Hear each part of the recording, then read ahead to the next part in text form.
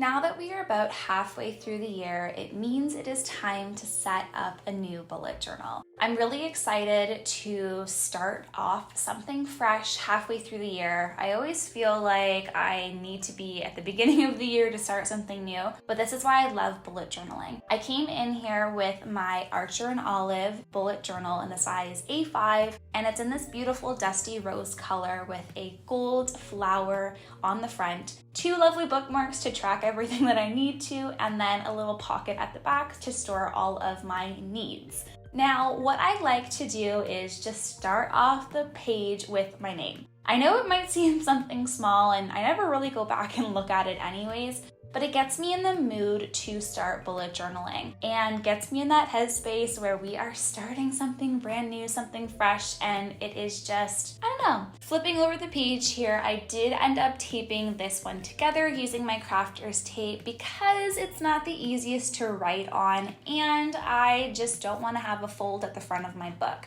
Putting that together makes it pretend like it was actually never there, and I can start off fresh. My page I'm going to be dividing 3 across the top and then 2 down. And what I do when I'm penciling things out is I use this dot grid bookmark, which I just showed how to create in my last video. So what I do is I put that bookmark down, I see where I want to divide it, so the quarters are my green line, and I can just create little ticks like that along the page to make me planning spreads out a lot easier and go quicker. For this future log page, I wanted it to have a very similar resemblance to the book that I started at the very beginning of 2022.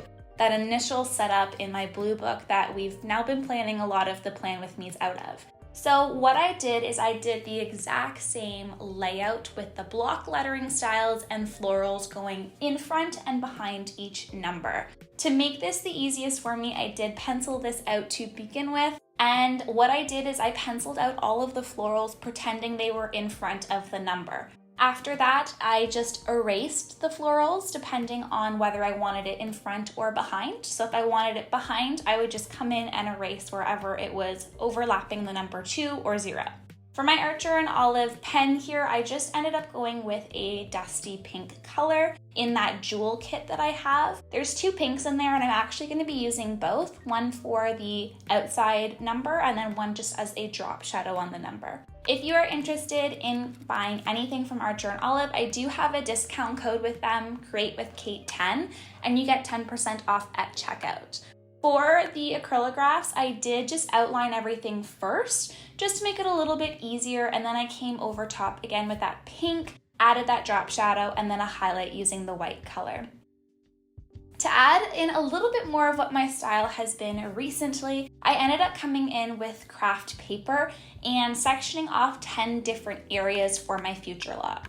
For me personally, I am starting this off in August. Now, I know that might sound a little bit weird because this journal is going to be where we plan out everything from July to December, but I'm going to be setting up July right away. I'm going to be using it right away. So really, it doesn't make sense for me to have my future log start in July.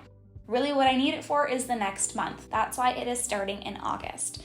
Now, I did say that this is going to be hosting all of my information from July to December because usually a bullet journal lasts me about 6 months. But for my future log, I like to have a little bit more months in there so I can start planning out what's going to happen in the months coming up after this journal is going to be done. So here I just ended up having 10 months. I found through the couple of years of bullet journaling that 10 months is just perfect for me. I don't really need 12 because I'm not pre-planning things that far in advance. But if you do like having that full year calendar in your bullet journal, have the 12 months.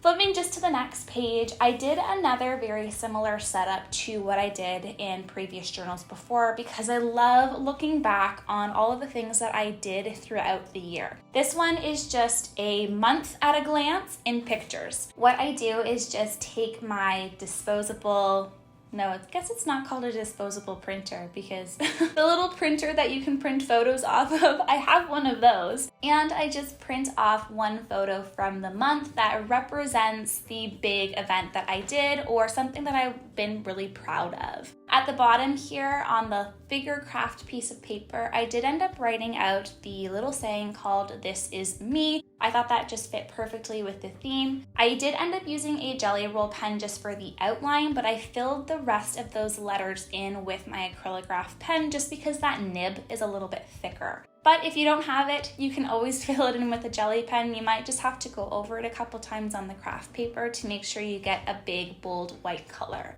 On the corner, I wanted to add in our floral theme for the beginning, and I just started with the really rough, loose lines for these 4 petals, came back over top of it with another squiggle, and then added in some sketching details both in the center and then on the leaves. I didn't really think that it stood out enough on the page, so I did add a little bit of details with my micron pen to make it pop. What I felt like I was missing from this page was some pink, so I thought maybe just adding a little bit on that craft paper would help, but I needed a little bit more. I wasn't getting enough in my opinion, so I came in and I just freehanded 2 lines around as the border. I feel like it always looks better when it's a little bit messy when it's a double line, so no ruler this time around. Onto my goals page. I've never really been the type of person to track my goals throughout the year all at the beginning because I feel like they just get missed. I forget about them, I never check back in, and here I am then halfway through the year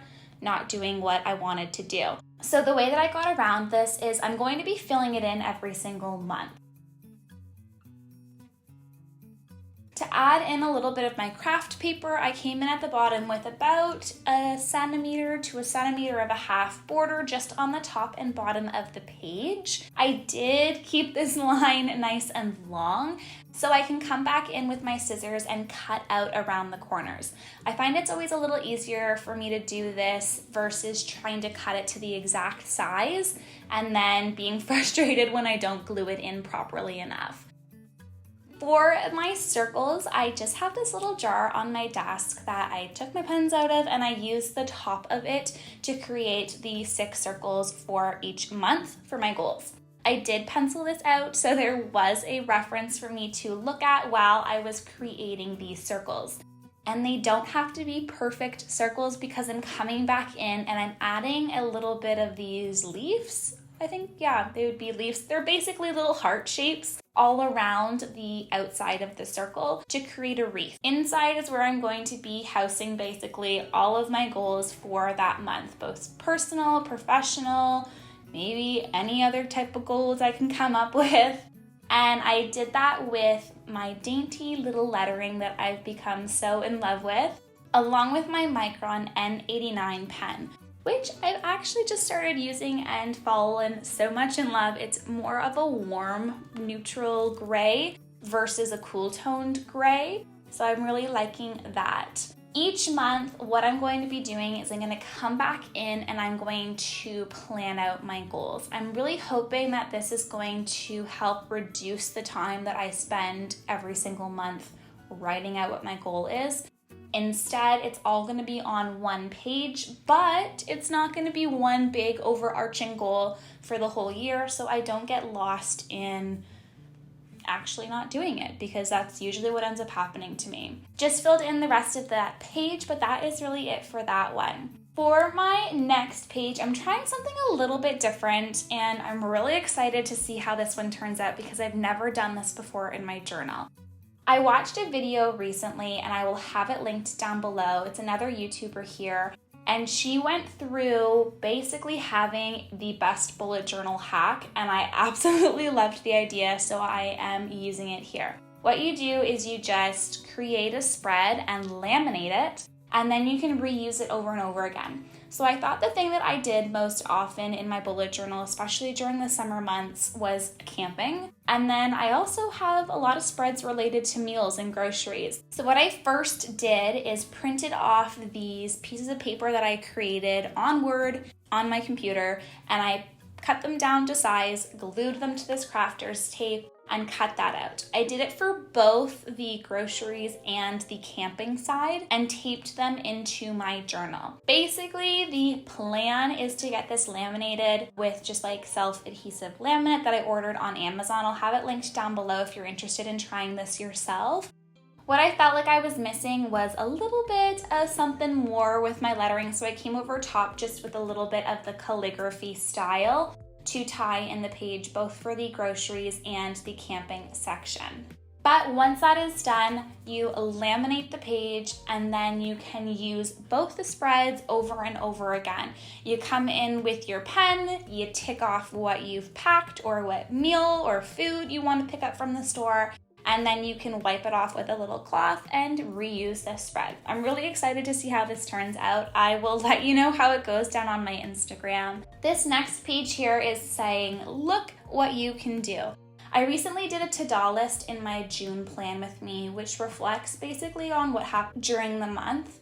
But I found I didn't fill the page up as much as I thought I was going to. So to have the same idea, because I really liked it, I'm going to just house everything on one page. So this is going to be filled in with doodles and words and all of that by the end of the year. I've now flipped to the back of my book, and what I'm going to do is create a Dutch door at the top by cutting out this little section here. I'm using my X-Acto knife for anything that comes along the seam of the book, and then anything that is on the side or like I'm doing right now, cutting in towards that seam, I'm just using my scissors. That's what I found just makes it go a little bit easier and ensures that I get a close enough and clean enough cut to the center. I will be creating tabs at the back here as well. So what I do for that is just have an X-Acto knife for the tab portion and then use my scissors for cutting out the straight parts of the tab. Always rotate your book. It'll make it a little bit easier to cut things. And I know you can't see that as well on camera, but I did rotate the book towards me where there was a comfortable angle. Up at the top is where I'm creating all of these little flowers. What I did for this one is I created 4 little squiggle leaves and then came in by filling in that center and adding some details around it. The second flower here is going to be used in my acrylograph paint marker as well. And I just ended up creating little squiggles like the number 3 to create this flower. Then for the leaf, I did a jagged outside and then added in some detailing for the center of the leaf. The next flower here, I just started with a wonky U for the little stem and then created 3 little leaves squiggled over top of each other. For this, I added some darker details at the base of that flower and then added little hearts or half hearts on the stem. Very similar to the last one, this little flower here, I created 3 little stems with circles on the top in a teardrop shape.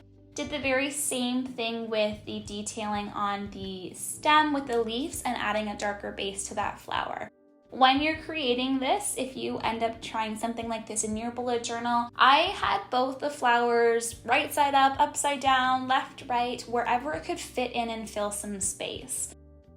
Another floral or botanical that I did in here was some pine needles. And how I did that is just create 3 lines and then added in this little feathering on either side of the leaf going down towards the bottom of the stem.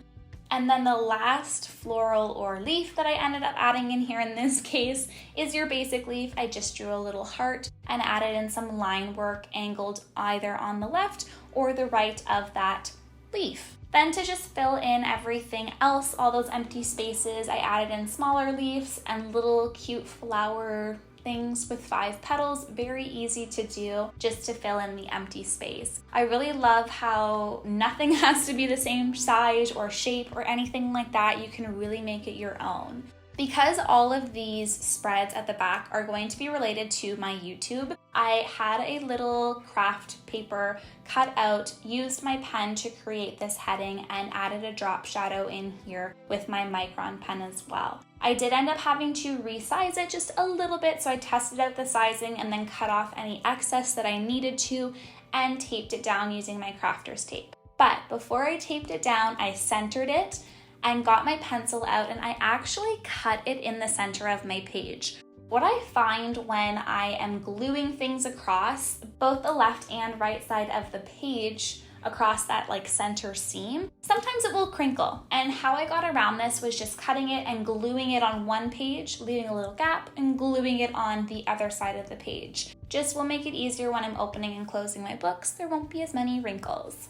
At the back here is where I'm going to be planning out every single video that I want to upload on YouTube. So if you haven't already subscribed and you are interested in subscribing for future videos and seeing what comes out, please go down and click that button. And while you're down there, that like button is not too far off, so if you want to smash that like button, it really does help get this video out there to other people who would be interested in checking it out.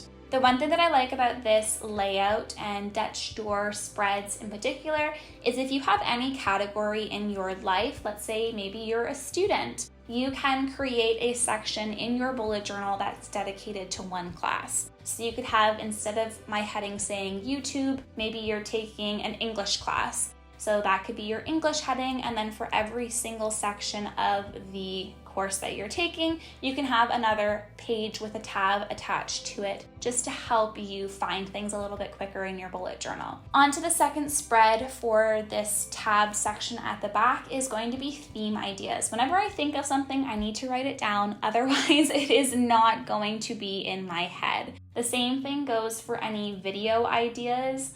I don't want to have any type of creative block, so as much ideas that I can write down whenever they come to me, it ends up somewhere in my book. And I felt like I was missing that when I was referencing my flip through for my bullet journal last year, so that has made it in here. This back empty spread is going to be used for something else. I just haven't quite figured out what it is going to be, maybe overflow for any ideas that I have.